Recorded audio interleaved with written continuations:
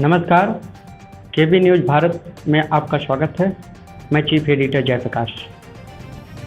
आज केबी न्यूज़ भारत के CMD doctor Manish Pratap Singh हमारे बीच में उपस्थित हैं, जो आज के ज्वलंत मुद्दों पर कुछ आपके सामने बयान देंगे। कोविड महामारी बढ़ क्यों रही है, क्या कारण है, सरकार की मशीनरी क्यों फेल हो रही है, इस पे जनता को बताएंगे। मैं डॉक्टर मनीष प्रताप सिंह केबी न्यूज़ भारत का सीएमडी हूँ और पेशे से मैं चिकित्सक हूँ, डॉक्टर हूँ। और बताऊँ कि मैं भारतीय जनता पार्टी का वरिष्ठ लीडर भी हूँ और मैं सरकार के बारे में और कोविड-19 के बारे में अभी प्रकाश डालूंगा और जनता को मैं संदेश दूंगा। कोविड-19 पे जो सरकार की तरफ से बहुत कोशिशें की जा रही हैं और सरकार की तरफ से वैक्सीन का प्रबंध किया गया है, सरकार की तरफ से ऑक्सीजन का प्रबंध किया गया है, सरकार की तरफ से जो बेड हैं मरीजों के लिए वो बढ़ा दिए गए हैं। सरकार की तरफ से हर कथक प्रयास जारी है। कुछ अफवाहें जो ऐसी सामने आ रही हैं, जो कि बताया जा रहा है कि जो सरकारी हॉस्पिटल में मरीज जाता है वो कोविड का नाम पर मार दिया जाता है, उसके मानव अंगों की तस्करी की जाती है, उसकी किडनी गुर्दे निकाले जाते हैं। कहीं कहीं ऐसा न्यूज़ चैनल में देखने में भी आया है। राजस्थान में एक केस मेरे सामने आया है, यहाँ भी हंगामा हो गया है, लखनऊ में भी हंगामा हो गया है। तो ऐसी कई जगह की हमने जांचें भी कराई हैं और जांचें कराई जा रही हैं। हमारे माननीय सीएम योगी जी एक बहुत ही दयालु और न्यायकारी मुख्यमंत्री सीएम हैं और हमारे माननीय प्रधानमंत्री जी भी बहुत ही दयालु धार्मिक प्रवृत्ति के और न्यायकारी हमारे प्रधानमंत्री हैं। और जो ये बीजेपी सरकार है ये बहुत ही धर्मनिरपेक्ष और धर्म की स्थापना करने वाली और सभी को न्याय देने वाली, सभी को शिक्षा देने वाली और सभी का ध्यान रखने वाली ये बहुत अच्छी सरकार है। इस सरकार को कुछ असामाजिक तत्व जो है बदनाम कर रही हैं और किस सरकार में मैं बता दूं जनता, किस सरकार में चोरियां डकैतियां या बहुत सारे ऐसे कार्य नहीं होते, सब कार्य होते हैं। हमने हर सरकार को देखा है।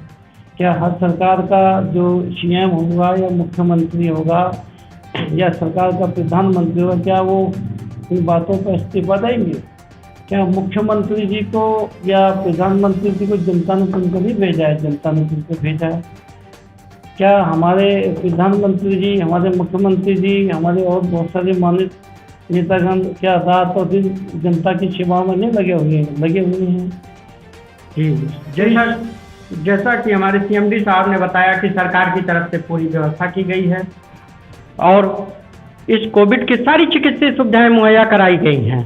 सीएमडी साहब से मेरा दूसरा सवाल यह है कि बंगाल में बीजेपी का हार का कारण क्या है? जनता का विश्वास उठना है या कुछ और? देखिए, बंगाल में जो है 80 से ज़्यादा सीटें भाजपा की आई हैं और पहले बहुत कम सीटें थी, 5, 7, 8, 10 सीटें थी। उसके बाद अब अच्छी सीटें हमने और ज़्यादा एक्स्ट्रा जीती हैं। तो ऐसा नहीं है कि भाई वहाँ बदलाव नहीं आया है, सरकार उनकी बन गई है, वो अलग बात है। लेकिन भाजपा का भी अपना एक अस्तित्व वहाँ बना है। लेकिन थोड़ा सा ये है कि मैं थोड़ा सरकार के बारे में थोड़ा प्रकाश डाल दूँ। अभी हमारी जो सरकार का ध्यान है वो ये नहीं गया है कि जो हमारे अपने संगठन हैं वो बने नहीं है। संगठन हमारे अभी विखंडित पड़े हुए हैं और जब तक हमारे वो संगठन तैयार नहीं होंगे, हमारे विंग तैयार ना होंगे, मानने की बात है हमारी मेन बॉडी बन गई। मेन बॉडी में बहुत सारे विंग होते हैं, महिला विंग है, यूथ विंग है, किसान मोर्चा है, पिछड़ा वर्ग मोर्चा है, बहुत सारे मोर्चे हैं। हमारे सारे मोर्चे ऐसी पड़े हुए हैं और कोई भी मोर्चे नहीं बने हैं। जब मोर्चे नहीं बने तो जनता नहीं जुड़ेगी, जनता नहीं जुड़ेगी तो आगे हमको सरकार बनाने में दिक्कत आएगी। तो मैं माननीय मोदी जी का ध्यान, माननीय सीएम साहब योगी जी का ध्यान, माननीय अपने जो उत्तर प्रदेश के जो प्रदेश अध्यक्ष हैं उनका ध्यान, मैं उस ध्यान को इधर आना चाहता हूँ कि जो संगठन है उनको, जो संगठन के विंग हैं, अपने विंगों को तैयार करें और ज़्यादा से ज़्यादा जनता को जोड़ें। जनता जुड़ेगी तो आगे के लिए सरकार बनेगी। जैसा कि हमारे सीएमडी साहब ने जनता को अवगत कराया कि पुनर्संरचना करनी चाहिए। यदि हमें पश्चिम बंगाल में चुनाव को जीतना था बीजेपी को, तो वहाँ पुनर्संरचना करते हुए विंग, छोटे छोटे विंग्स, पॉलिटिकल विंग्स और यूथ विंग्स को कवरेज करने के लिए रूरल साइडों में भेजना चाहिए और इस पे एक बार पुनर्गठन करके विचार करना चाहिए था। बाकी सीएमडी साहब की तरफ से यह भी कहना है कि बीजेपी से जनता का विश्वास उठा नहीं है, बल्कि वो 80 से ऊपर सीटें जीत के विश्वास को और हासिल किया है। अब मैं अपने सीएमडी साहब से जानना चाहता हूं कि यह आरोप लगता है बार बार कि डॉक्टर लोग अस्पताल में किडनी मरीजों का निकाल ले रहे हैं और उनको चिकित्सीय सुविधाएं ठीक से मुहैया नहीं कराई जा रही है। क्या कोविड जैसे महामारी में इस तरह के केसेज बढ़ना चाहिए या होना चाहिए? डॉक्टर लॉबी के लिए संसार का विषय है। जी देखिएगा, कुछ अफवाहें होती हैं, जो विपक्ष होता है ये बहुत सारी अफवाहों को फैलाता है। मैं भी पेशे से डॉक्टर हूँ, चिकित्सक हूँ और हम भी रात दिन कोरोना में काम करते हैं। मरीजों को हॉस्पिटल पहुँचाते हैं, उनको खाना बंटवाते हैं, उनकी देख रेख करते हैं और वहाँ पे जो डॉक्टर अपना रातों दिन लगे हुए हैं और रात दिन में कई सारे डॉक्टरों की और कई सारे पुलिसकर्मियों की मृत्यु हो गई है। कई सारे हमारे मिनिस्टरों की भी मृत्यु कोरोना से मृत्यु हो गई है। ऐसा नहीं है कि वो मानव तस्करी का मामला या उनकी किडनी निकालने वाला मामला है, लेकिन कहीं कहीं ऐसा कहीं की तस्वीर हमारे सामने आई है तो वहाँ हमारा जो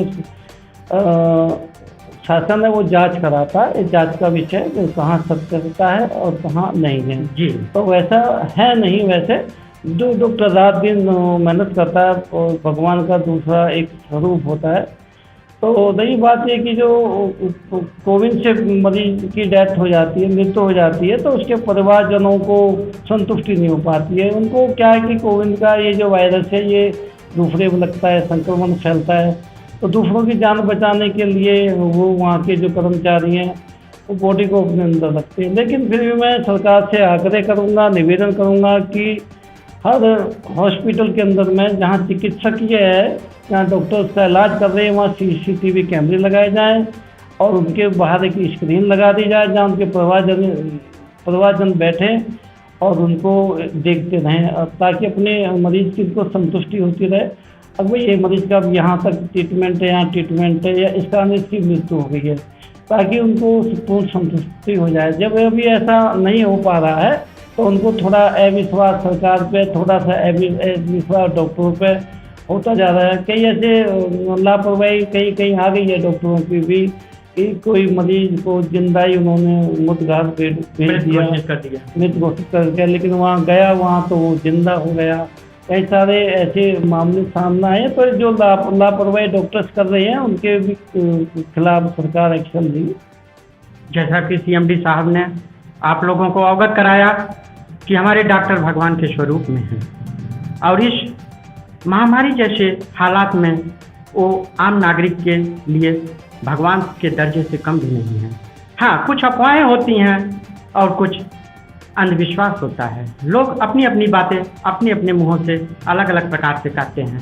अच्छा, डॉक्टर साहब से मैं एक अलग क्वेश्चन अपने सीएमडी साहब से बोलूँगा या पूछूंगा। जैसा कि आप स्वयं एक आयुर्वेदाचार्य हैं और कोविड से बचाव हेतु जनता के लिए आप क्या कहना चाहेंगे? कोविड से बचाव के लिए मैं जनता को संदेश कहना चाहता हूँ कि देखो, करने वाला तो ईश्वर होता है, लेकिन हमको थोड़ा अपना बचाव करना चाहिए, अपनी इम्यूनिटी पावर को बढ़ाना चाहिए हमको जैसे अपने हमारे आयुर्वेद के बहुत सारे इलाज हैं, तो जैसे कि इन्फेक्शन को रोकने वाले, संक्रमण को रोकने वाले हमारे काढ़े तैयार होते हैं।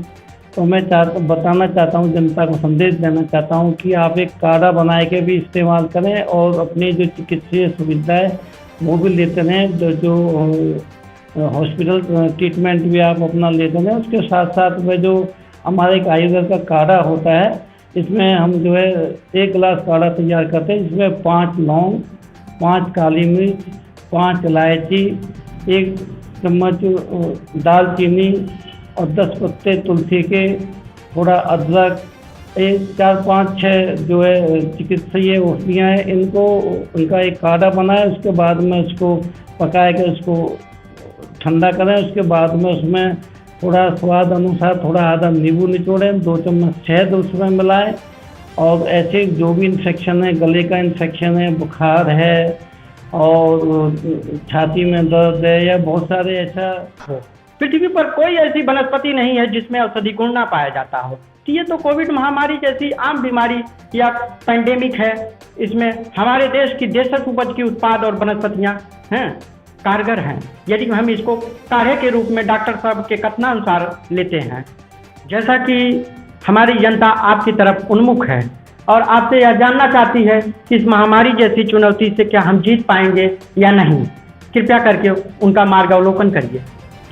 देखिए, अभी बहुत सारा प्रचार चल रहा है और जनता को माननीय प्रधानमंत्री, जो देश के प्रधानमंत्री हैं माननीय नरेंद्र मोदी जी, वो जनता को बता रहे हैं कि देखो वैक्सीनें तैयार हो गई हैं, जनता को दी जा रही हैं, मरीजों को दी जा रही हैं। लेकिन उन्होंने बताया कि 2 हाथ की दूरी बनाए कर रखें, मास्क पहन कर रखें, अपने ज़्यादातर घरों में रहें, साबुन से हाथ धोएं, फिर भी उसके बाद में अपनी पूरी ये हिफाजत करें और संक्रमण से बचने के लिए।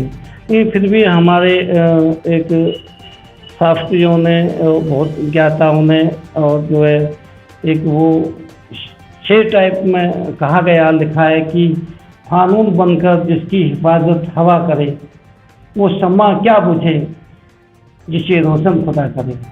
जिसकी मृत्यु है, जिसको जीवन है, उसे कोई मार नहीं सकता, उसकी मृत्यु कभी ना आ सकती। जय हिंद, जय भारत। जी हाँ, आज के भी न्यूज़ भारत के CMD आप लोगों से हूबहू हुए। इसी प्रकार हम अगले सप्ताहांत में किसी विशेष शख्सियत के साथ पुनः हाजिर होऊंगा। नमस्कार। KV न्यूज़ भारत, जयप्रकाश पांडे, धन्यवाद।